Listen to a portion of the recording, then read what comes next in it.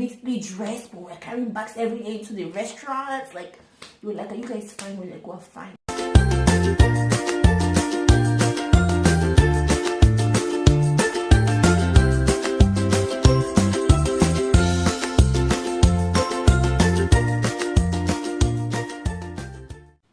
Hi guys, welcome to our channel. My name is Amelie. My name is Victor. If you're stopping here for the first time, welcome. If you're an old subscriber, thank you for all your love and support. So today guys, we'll be sharing our experience about getting a visa and moving to Ukraine. Yeah, remember guys, this is just our personal experience. It doesn't have to be your own experience. This is how it played down with us. So we hope you guys will enjoy it. Okay guys, so it all started when Victor wanted to go to Malta to school, and then one Sunday evening he went to a friend of his place, and this girl, they were talking about multi-schools and their school fees and everything, and she's like, oh, do you know you can actually go to Ukraine with Stephanie? That is me, because most people know me as Stephanie. So do you know you can actually go to Ukraine with Amelie? The school fees is not that expensive as Malta. The money you pay for a school fees in Malta, you can actually pay for 2 people in Ukraine. So Victor came to my place and told me about what the lady said, and I was convinced. Yes guys, we were cool about it, and she accepted that we're gonna move, but we had some work to do because we had to convince her parents about both of us going for the visa and finally moving to Ukraine. So, and God helped us. We shared the idea with them because we dated then. I think we did it for like 4 years. 4 years. So we shared the idea with them. We did want to move, go to school, and all that. So it took him some days, running into weeks. The father finally called us and said, well, Victor, I'm doing this because you are like my son. You know, all those fathers talk. So the thing is that God helped us. They accepted, and we moved to Abuja for our visa.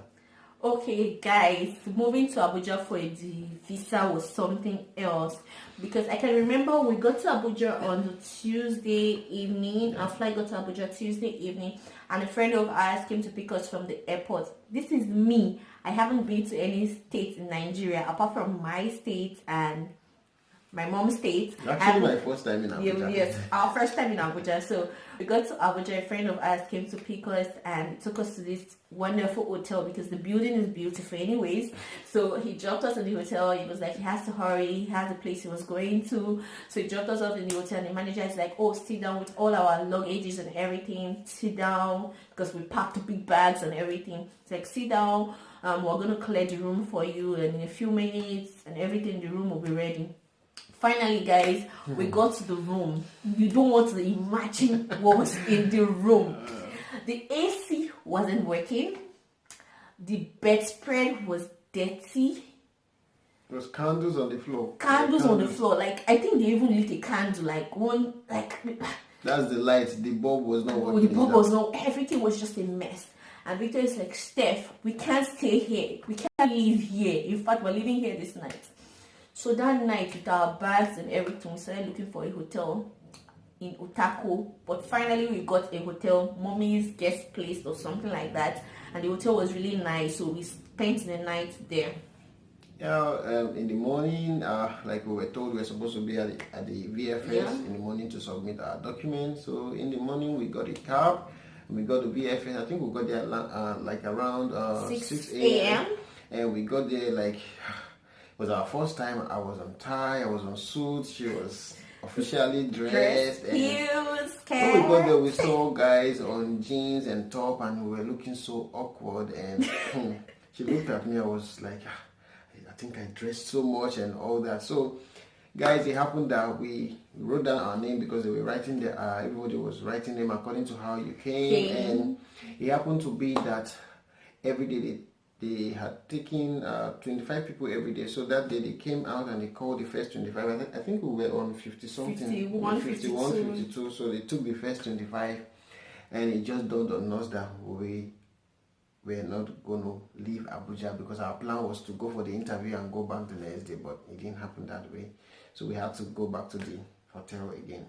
Okay guys, planning on our budget. We actually planned that we're going to get to Abuja on Tuesday, do our interview on Wednesday, and then Wednesday evening we leave, or Thursday morning we leave Abuja for Lagos. So guys, moving back to the hotel, we woke up very early on Thursday morning, like 5 a.m. We got to the VFS at 5:30. Guys, there were people in the VFS. There were names on the list. Guys, we're around 30, 32, 33. So we still couldn't get in. We couldn't get into the VFS. I was already getting upset. I'm like, what's happening here? You get here by 5:30 and what is happening in the VFS? So we just chilled and went back to the hotel. I'm like, on Friday we're going to come back. So guys, on Friday, as usual, we woke up earlier.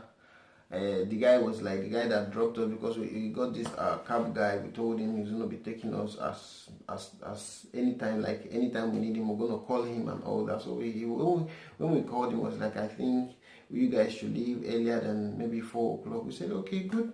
So we left around 4 and we got to VFS. There were people there and people had written their name, but I noticed that the number on the list, I think it was about 20 something, and I looked around, I didn't see much people, but they had written their name. Maybe they had gone home to refresh or something. So we were there. I was just thinking, what if we don't enter today? Budget for hotel bill is like, after that Friday is going to finish, and we didn't plan to stay that long and all that. So guys, we struggled through the pushing and the dragging of line and everything. Because I was the guy, I was able to go in and I did my interview that day, but she couldn't. At least I forget something. Victor could go in, but the thing about it is that the cab Victor entered, he left his phone, his wallet inside the cab. I started calling this guy, like, please, we need the phone back, we need the wallet. I don't even know there's still good people in Nigeria. This guy brought the wallet, the phone with the money, everything inside. I'm like, bros, how much should I give to you? This taxi driver didn't take a dime from me. He was even feeling sorry for me that I've been in this VFS over and over again and I couldn't still enter. So after Victor's interview, we spoke to this our friend in Abuja and we're like, oh, we don't have a place to stay. Is there anything you could do for us? What can you do? And it's like, okay, I have a girlfriend in Abuja, because this guy we're talking to is not actually in Nigeria, but he's just a friend of ours. And it's like, you know what, I have a friend in Abuja, you can go over to her place and stay. She's a really, really nice person. She's good. He said a lot about this girl. She was nice. Yes, and we called her. He sent her number. We called her and we're like, we're from this friend. I don't want to call names. We're from this friend and we want to come stay over your place. We don't have so much money anymore. Is there anything you could do for us? She was really, really friendly. She came to pick us up from VFS. Or I think we took a cab to Otako Village. Yeah, Village Junction, and then she came to pick us up. So we had to pass all this coral to her house. You know, all these tents and all these Paco houses to her place. So on our way to her place, some girls are like, bros, come, I can handle you well. Bros. I'm looking at Victor, I'm like, are you sure we can? Are you sure that we can stay here? I remember I quickly whispered to you and I said, Stephanie, no matter what happens, we're not going to stay here. We are leaving. I don't know how we're going to do it, but we are not going to stay here this night. Guys, it wasn't funny at all. Like, we got here, they had pounded yam. You know, outsiders, and they're really friendly people. They've pounded yam. They're like, oh, bring your bags in, your box, everything. We're taking the things in and everything. Vito just got off. He went on WhatsApp. He was chatting me on WhatsApp. It's like, babe, we can't stay here. What if they take your passport? What if they take all the money that you have left? What will you do? Your documents? We can't leave here. Before you know, Victor put his phone on ringtone. Pick the call. He's like, uncle, are you back?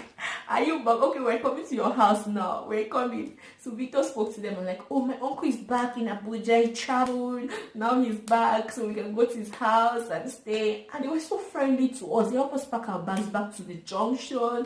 And we took the taxi or we took keke mara without knowing where we were going. We didn't know where we were going to. We just took the keke. Just to leave that particular I'm telling you. area. Then we got to, I think, one eatery. There's one eatery. They already knew us. We always carrying our bags on the street of Abuja, up and down, because we always feel like we'll enter VFS and we'll be going back to Lagos the next day. So we went back to that eatery. They're like, hope nothing is wrong. Are you guys okay? Like, while we're neatly dressed, but we're carrying bags every day into the restaurants. Like, we were like, are you guys fine? We're like, we're fine.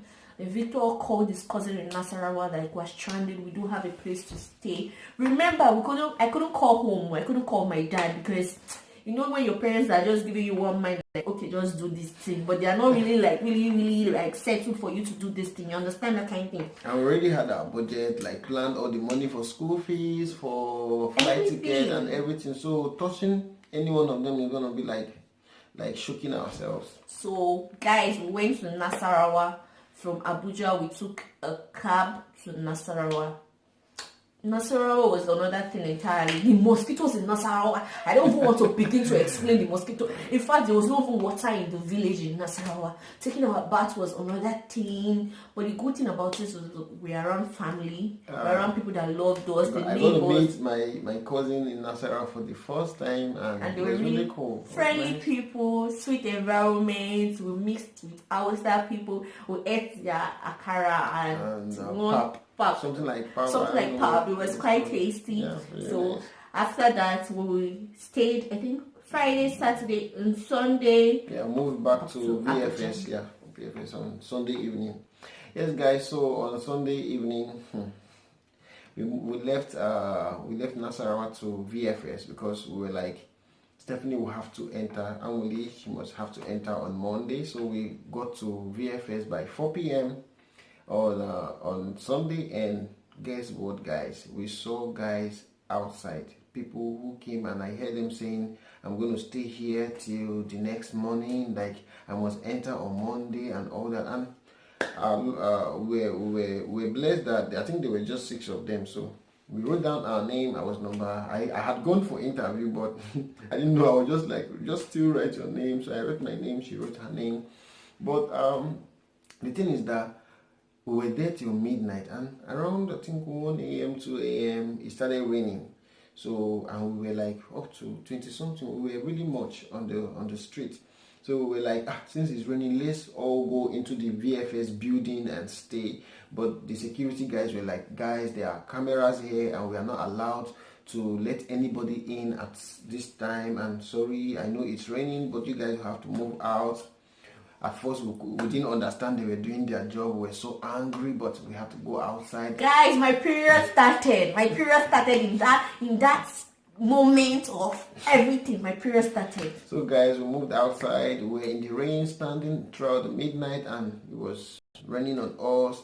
And out of pity, the security guys across the road on the other building were like, guys, you can come and stay here. So they allowed us. We moved into like the car park of their building, and guys, we just put cartons on the floor to sleep. We laid on the floor. Shout out to my guy Biola in Ukraine. Biola and Chiso, they were really helpful. Like they kept on telling me, don't worry, to be okay. I was just like crying, like the mosquito flew my ear, everything. I'm like, so guys, after it all, in the morning, we got to go back to the VFS building. We stood on the line with lots of pushing. Everybody wants to enter and all that. I remember carrying Stephanie. Like if someone comes and stay in our front, I have to carry Stephanie. Come. We came here earlier. We'll go and stay in their front. They will move and come to our front. We kept moving and it was crazy. Like that was my first experience. Like I was thinking VFS we're gonna be like more organized and everything, but we found out we had to push ourselves in. So she finally got in and she went for an interview, and after the interview, guys, I had to change. We went back to the hotel. We told them we just needed 1 hour, that we were going back to Lagos. Because these hotel people, they already knew us. Like, we spent 3 nights there. They already knew us. They knew everything, that we didn't have so much money. The manager was so nice to us. He gave us 1 hour to shower, everything. He didn't even take any money from us. It was like, just go refresh yourself, everything. After that, we took a cab to Abuja Airport, and from there we came to Lagos, and in 3 weeks time we got our visas, and we're so like they will thank God for everything. Yeah. So guys, if you want to know about our first 1 month in Ukraine, our experience, tell us what you think in the comment section. And also please subscribe and hit on the notification button so you get to know when we post our next video. Thank you guys, we love you.